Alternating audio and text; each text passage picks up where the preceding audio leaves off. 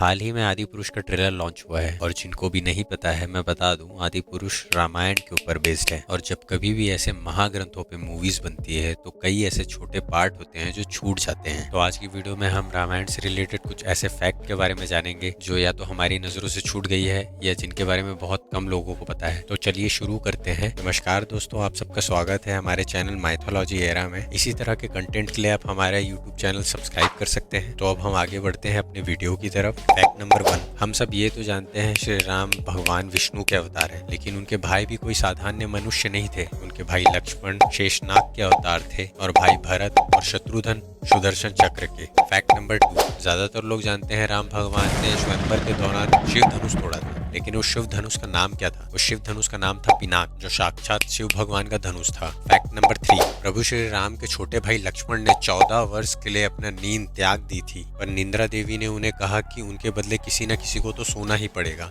तब लक्ष्मण जी ने कहा कि उनके बदले उनकी पत्नी को सुला दिया जाए। उनकी पत्नी उर्मिला ने ये बात हंसते हंसते मान ली और 14 वर्ष तक सोती रही। फैक्ट नंबर 4, प्रभु श्री राम, लक्ष्मण और सीता वनवास के लिए जंगल को गए थे, पर उस जंगल का नाम क्या था ये बहुत लोगों को नहीं पता। दंडकारण्य, जो 50,000 किलोमीटर के पूरे क्षेत्र में फैला हुआ था, जो वर्तमान में छत्तीसगढ़, ओडिशा, महाराष्ट्र और आंध्र प्रदेश में आता है। फैक्ट नंबर 5, लक्ष्मण रेखा के बारे में तो हम सब ने सुना हुआ है, लेकिन एक्चुअल वाल्मीकि रामायण में लक्ष्मण रेखा का कोई उल्लेख नहीं है। फैक्ट नंबर 6, कुंभकर्ण के बारे में तो हम सब ने सुना है, रावण का सबसे यंगर भाई जो 6 महीना सोता था और एक दिन उठ के खाना खाता था और फिर 6 महीना सो जाता था। पर कुंभकर्ण ऐसा करता क्यों था, चलिए जानते हैं। एक बार कुंभकर्ण ने एक यज्ञ किया और ब्रह्मा जी प्रसन्न होकर प्रकट हुए। ब्रह्मदेव ने बोला मांगो, क्या मांगना है, लेकिन इंद्र को पता था कि कुंभकर्ण क्या मांगने वाला है, तो इंद्र ने सरस्वती देवी से मदद मांगी और कहा कि कुंभकर्ण के जबान पर विराजमान हो जाएं। और कुंभकर्ण ने जब मांगा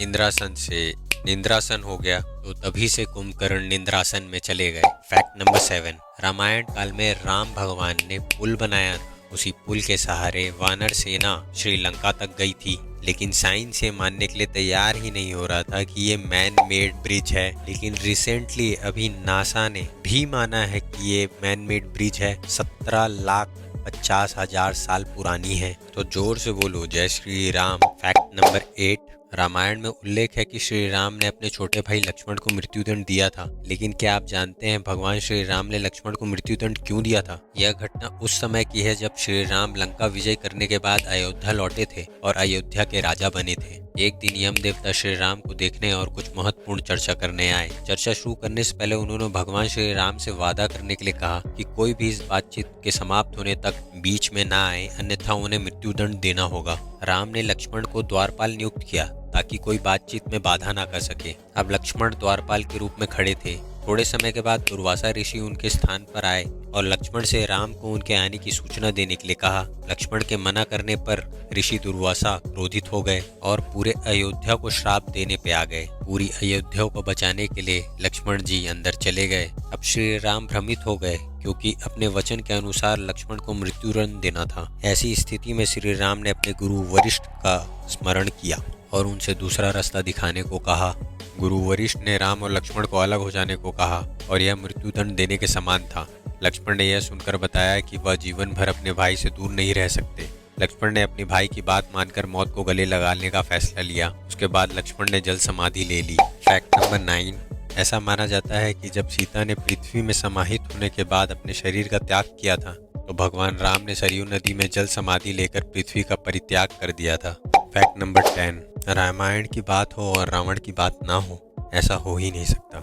जब भी हम रामायण पढ़ते हैं हम देखते हैं रावण को एक प्रतापी राजा की तरह, एक क्रूर राक्षस की तरह जिसने माँ सीता का हरण किया था। पर जब यह बात उसके भाइयों को पता चलती है तो उसके भाई उसे समझाने की कोशिश करते हैं। तब शायद रावण को पहले से ही पता था कि वो राम के हाथों मरने वाला है, क्योंकि रावण कहता है कि अगर राम और लक्ष्मण इंसान ही रूपी भगवान हैं तभी वो मुझे मार सकते हैं। धन्यवाद दोस्तों, आपको इसमें से कितने फैक्ट पता थे हमें कमेंट सेक्शन में बताएं और वीडियो यहाँ तक देखी है तो एक लाइक करना ना भूलें। जय श्री राम।